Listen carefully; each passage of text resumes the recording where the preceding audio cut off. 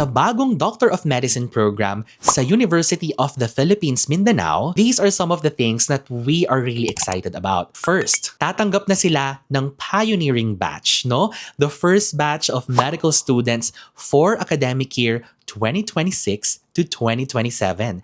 That is so exciting! Next naman, just like sa UP Manila, ang UP Mindanao School of Medicine ay 5 years din ang kanilang Doctor of Medicine program. Ibig sabihin, kasama na ang internship sa Doctor of Medicine program ng UP Mindanao at after mong graduate, all you gotta do is take the physician licensure examination para ikaw ay maging licensed doctor. Again, similar sa UP Manila College of Medicine na program, organ system integrated din ang curriculum.